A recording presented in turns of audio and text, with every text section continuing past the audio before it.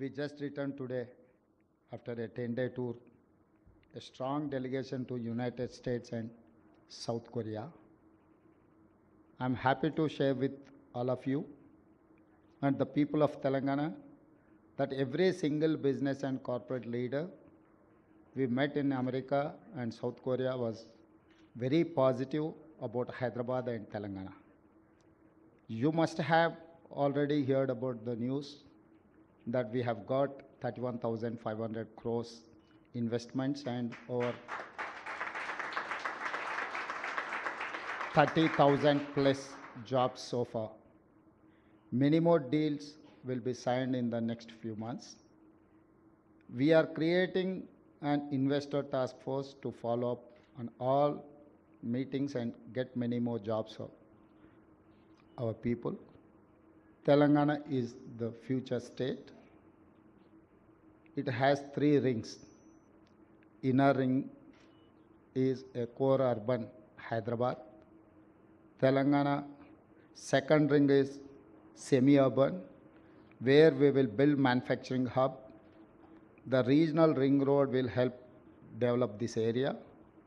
It will be our answer to China plus one strategy for American and Korean companies. Third ring is outside ring, regional ring road. It is a rural Telangana. Here we will develop best villages in Asia with all modern facilities.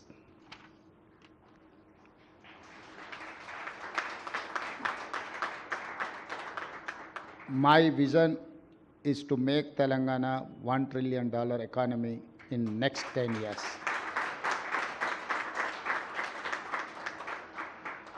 I met Cognizant team in the US. I spoke to Mr. Ravi Kumar, your CEO. I have assured 100% support to Cognizant for all growth plans. Now I am delighted to be here today. We all know Cognizant has a major presence in Hyderabad. You have about 60,000 plus employees. Your office is about 4.5 million square feet. I'm very happy Cognizant will hire about 4,000 freshers from engineering colleges every year for Hyderabad facilities. I also want to thank you for spending crores of rupees towards CSR for various good causes. This new facility will soon make Hyderabad the largest presence for Cognizant in India.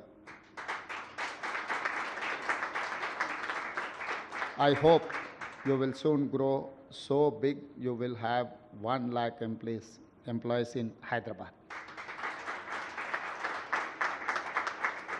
I once again thank and congratulate Mr. Surya Gumadi, Mr. John Kim, Ms. Kathy, and Gaurav Hazra, and all employees of Cognizant for your success. Best wishes. Thank you.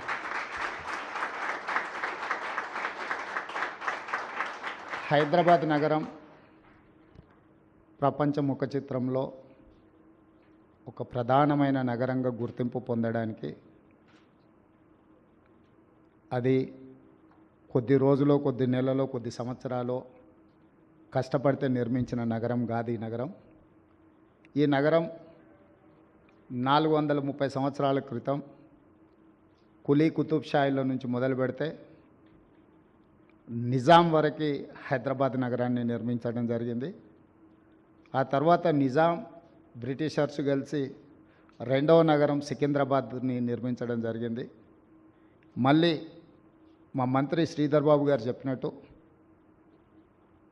Shri Rajiv Gandhi గారి దేశంలో సాంకేతిక నైపుణ్యమే నిరుద్యోగ సమస్యకు పరిష్కారం. ప్రపంచంతో పోటీ పడాలంటే భారతదేశం సాంకేతిక నైపుణ్యం సంపాదించాలి అని చెప్పి దేశానికి కంప్యూటర్ని పరిచయం చేసిండు. ఆ కంప్యూటర్ని పరిచయం చేసిన క్రమంలోనే శ్రీ రాజీవ్ గాంధీ గారి నిర్ణయం మేరకు ఆంధ్రప్రదేశ్లో ఆనాటి ముఖ్యమంత్రి నేదురుమల్లి జనార్దన్ రెడ్డి గారు 1992లో ఐటీ సెక్టర్ కోసం మొట్టమొదటి పునాది రాయి వేయడం జరిగింది. తర్వాత ఆ కార్యక్రమం ఆగిపోవడం, ఆ తర్వాత నారా చంద్రబాబు నాయుడు గారు ఉమ్మడి రాష్ట్రానికి ముఖ్యమంత్రిగా బాధ్యతలు చేపట్టడం,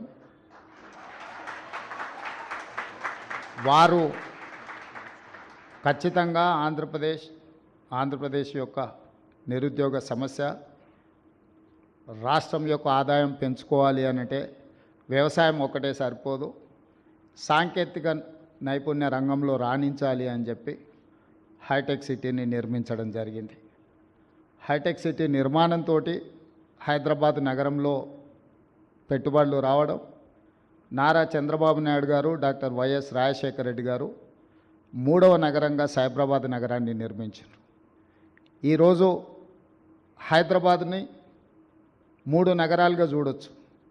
హైదరాబాద్ నగరం, సికింద్రాబాద్ నగరం, సైబరాబాద్ నగరం, ఔటర్ రింగ్ రోడ్, అంతర్జాతీయ ఎయిర్పోర్ట్, ఐటీ కంపెనీలు, ఫార్మా రంగము, ఇట్లా ప్రతి రంగంలో హైదరాబాద్ రాణించడం వల్ల ఈరోజు ప్రపంచ స్థాయిలో మన తెలంగాణ రాష్ట్రానికి, హైదరాబాద్ నగరానికి ఒక గొప్ప గుర్తింపు వచ్చింది. హైదరాబాద్ ఏ విధంగా అయితే అభివృద్ధి చెందిందో కాగ్నిజెంట్ కూడా సూర్య గుమ్మడి గారు చెప్పినట్టు 2002లో ఒక చిన్న సంస్థగా ఇక్కడ పని మొదలుపెట్టి ఈరోజు తెలంగాణ రాష్ట్రంలో అత్యధికంగా ఉద్యోగ అవకాశాలు కల్పిస్తున్న 2వ సంస్థగా కాగ్నిజెంట్ రాణించింది.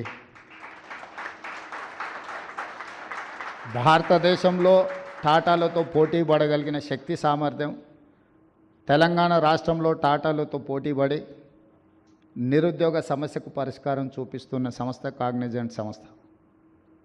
ఈరోజు లక్షలాది మంది తెలంగాణలో చదువుకుంటున్న ఇంజనీరింగ్, నాన్ ఇంజనీరింగ్ స్టూడెంట్స్కి ఉద్యోగ ఉపాధి అవకాశాలు వస్తున్నాయి అని అంటే కంటిన్యూస్గా కులీ కుతుబ్ షాయి నుంచి మొదలు పెడితే నారా చంద్రబాబు నాయుడు గారు వరకు ఎక్కడ కూడా హైదరాబాదు నగర అభివృద్ధి విషయంలో సిద్ధాంతపరంగా, రాజకీయ పరంగా విభేదాలు, భిన్న అభిప్రాయాలు ఉన్న హైదరాబాదు నగర అభివృద్ధిలో ఎప్పుడు కూడా అది ప్రభావం చూపించలేదు. అందుకే ఈరోజు హైదరాబాద్ నగరం ఒక గొప్ప నగరంగా రాణించింది. ఆ విధానాన్ని కొనసాగించాలని ఈరోజు తెలంగాణ రాష్ట్ర 2వ ముఖ్యమంత్రిగా, అదేవిధంగా మా మిత్రుడు IT and industries minister Sridhar Babu garu, మేము స్పష్టంగా కాగ్నిజెంట్ ప్రతినిధులకే కాదు, ఈ దేశంలో పెట్టుబడులు పెట్టడానికి ముందుకు వస్తున్న మా యుఎస్ అండ్ సౌత్ కొరియా పర్యటనలో వచ్చిన చాలా అంతర్జాతీయ సంస్థలకు ఒక మాట చెప్పదలుచుకున్నాం. ఈ 430 సంవత్సరాలలో రాజకీయపరమైన, పరిపాలనపరమైన భిన్న అభిప్రాయాలు ఉన్న హైదరాబాద్ నగర అభివృద్ధిలో భేదాభిప్రాయాలు లేకపోవడం వల్లనే హైదరాబాద్ నగరం ప్రపంచంతో పోటీ పడుతుంది.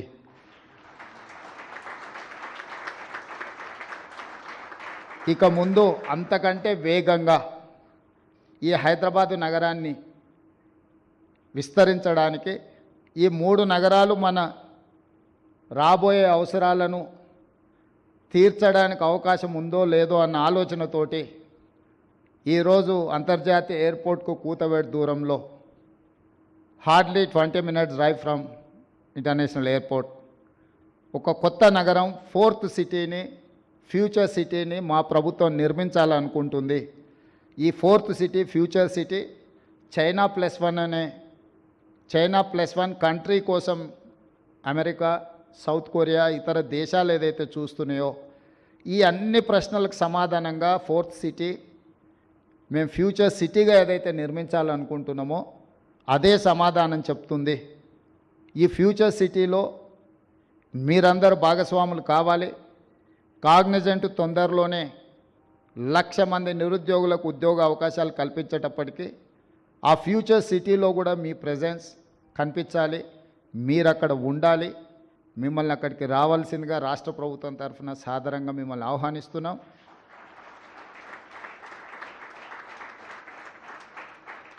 ఈ నగరం అభివృద్ధికి, అంతర్జాతీయ స్థాయిలో అభివృద్ధి చేయడానికి ఈరోజు ఈ రాష్ట్రం, ఈ దేశం ఎదుర్కొంటున్న నిరుద్యోగ సమస్యకు పరిష్కారం చూపించాలి అని అంటే మా పాలసీలో పారదర్శకత ఉండాలి. ప్రభుత్వం పెట్టుబడిదారులకు ప్రోత్సాహం కల్పించాలని స్పష్టంగా మా ప్రభుత్వం విశ్వసిస్తుంది. అందుకే ప్రభుత్వం మారిన విధానాలలో మార్పు లేదు. ఇంకా వేగంగా, ఇంకా పారదర్శకంగా, ఇంకా పట్టుదలతోని మా ప్రభుత్వం ఈ తెలంగాణ రాష్ట్రాన్ని ముందుకు తీసుకెళ్లాలనుకుంటుంది. ఈ దేశానికి, ఈ రాష్ట్రానికి పెట్టుబడులను రప్పించి, చాలామంది మిత్రులు ఆంధ్రప్రదేశ్లో ప్రభుత్వం మారంగానే తెలంగాణకు ఆంధ్రప్రదేశ్కు పోటీ ఉంటుంది, తెలంగాణ నుంచి ఆంధ్రప్రదేశ్కు పెట్టుబడులు తరలిపోతాయేమో అని ఒక చర్చ. నేను ఒక మాట స్పష్టంగా చెప్పదలుచుకున్నా. నా పోటీ ఆంధ్రప్రదేశ్, కర్ణాటక, తమిళనాడుతో కాదు, నా పోటీ ప్రపంచంతోనే. హైదరాబాద్ నగరం నా దగ్గర ఉంది. హైదరాబాద్ నగరం నా దగ్గర ఉంది. దేశంలోనే అత్యధికంగా ఉద్యోగ ఉపాధి అవకాశాలు కల్పించే హైదరాబాద్ నగరం నా దగ్గర ఉంది. దేశంలోనే అత్యధికంగా ఉద్యోగ ఉపాధి అవకాశాలు కల్పించే కాగ్నిజెంట్ నా దగ్గర ఉంది. ఈ ప్రాంతం పక్క రాష్ట్రాలతో పోటీ పడే ఆలోచన నుంచి ప్రపంచంతో పోటీ పడడానికి ఎప్పుడో మా ఆలోచనను మేము విస్తరించుకున్నాము. ప్రపంచం అవసరాలు తీర్చడానికి ఈరోజు మేము 4th సిటీని ఒక ఫ్యూచర్ సిటీగా మేము డిజైన్ చేస్తున్నాము. కాబట్టి ఈరోజు మాకు పక్క రాష్ట్రాలతో ఎలాంటి పోటీ లేదు. పక్క రాష్ట్రాల దగ్గర, ఈ దేశంలో ఎవరి దగ్గర అన్నిటికంటే ఇక్కడున్న ఎన్విరాన్మెంట్ ఈ దేశంలోనే ఎక్కడా లేదు. ఇక్కడున్నంత మంచి వాతావరణం, ఇక్కడున్నంత శాంతి భద్రతలు, ప్రశాంతంగా ఉండడం, ఎక్కడి నుంచైనా కనెక్ట్ కావడానికి అన్ని రకాల ఇన్ఫ్రాస్ట్రక్చర్ మన దగ్గర ఉన్నది. కాబట్టి ఈరోజు నేను మీ ద్వారా ఈ యుఎస్ అండ్ సౌత్ కొరియాలో మేము కలిసిన ప్రతినిధులనే కాదు, కలవాలనుకుంటున్న ప్రతినిధులకు కూడా నా సూచన ఒకటే: రండి, తెలంగాణ రాష్ట్రంలో పెట్టుబడులు పెట్టండి. మీ పెట్టుబడులకు భద్రత ఉంటుంది, మీ పెట్టుబడులకు లాభము ఉంటుంది. మీకు కావాల్సిన సాంకేతిక నైపుణ్యాన్ని అందించే యువశక్తి తెలంగాణ రాష్ట్రంలో ఉంది. తెలంగాణ రాష్ట్రాన్ని సాధించిన యువశక్తి తెలంగాణ నిర్మాణంలో ముందుకు వస్తారు. ఎవరు వచ్చినా ఈ రాష్ట్రంలో పెట్టుబడులు పెట్టే వాళ్లకు రక్షణ ఉంటుంది. తెలంగాణ రాష్ట్ర ముఖ్యమంత్రిగా నేను స్పష్టంగా పెట్టుబడిదారులకు నేను హామీ ఇస్తున్నా. ఎవరు ఎలాంటి భేషజాలకు లోను కావాల్సిన అవసరం లేదు, ఎవరు ఆందోళన చెందాల్సిన అవసరం లేదు. అక్రాస్ ద టేబుల్ మీకేం పర్మిషన్స్ కావాలన్నా, మీకు ఎలాంటి వసతులు కావాలన్నా తెలంగాణ రాష్ట్ర ప్రభుత్వం అందిస్తుందని తెలియజేస్తూ మీ అందరి దగ్గర సెలవు తీసుకుంటున్నాను. ధన్యవాదాలు మిత్రులారా. Thank you so much, sir, for such a inspiring address to our employees and the team, members of the media.